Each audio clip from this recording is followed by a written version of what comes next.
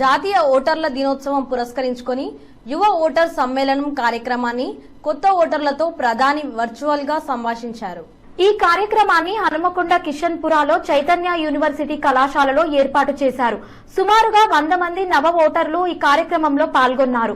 ఈ సందర్భంగా హన్మకొండ జిల్లా బీజేపీ అధ్యక్షురాలు రావు పద్మ మాట్లాడుతూ దేశ ప్రధాని ఈ కార్యక్రమాన్ని తీసుకోవడం చాలా సంతోషమని, ముఖ్యంగా ఈ కార్యక్రమాన్ని 5 సెంటర్లలో ఏర్పాటు చేయడం జరిగిందని, యువ ఓటర్ల చేతుల్లోనే దేశ భవిష్యత్ ఉందని, కనుకనే యువతలందరూ కూడా రాజకీయాల్లోకి రావాలని ఆయన పిలుపునిచ్చారని, అంతేకాకుండా యువత కొరకు ఎన్నో కార్యక్రమాలు చేపట్టడం జరుగుతుందని ఆమె తెలిపారు.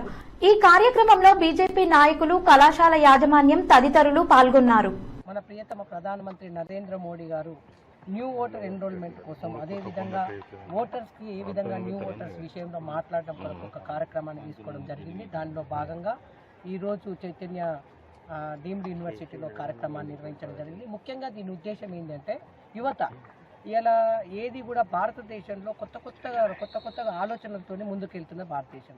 ఇలా ఎకానమీలో చూసినట్టయితే అంతకుముందు 10వ స్థానంలో ఉంటుంది, ఈరోజు 5వ స్థానానికి వచ్చినాం.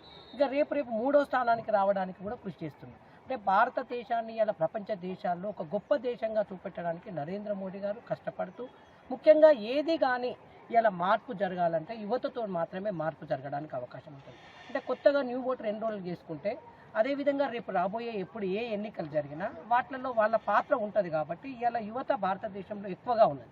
కాబట్టి వాళ్ళకు అవేర్నెస్ తీసుకొచ్చి ఇలా భారతదేశం ఏముంది, అంతకుముందు ఏముంది, ఇప్పుడు ఏమున్నది, అంతకుముందు ఉన్న ప్రభుత్వాలు ఏ విధంగా చేసినాయి, ఇప్పుడు నరేంద్ర మోడీ గారు మన ప్రధానమంత్రి గారు వచ్చిన తర్వాత భారతదేశంలో ఇలా ప్రపంచాల్లో కీర్తిస్తూ ఉన్నారు. ఇలా ప్రపంచ దేశాలు కూడా మనల్ని ఆహ్వానిస్తూ ఉన్నాయి.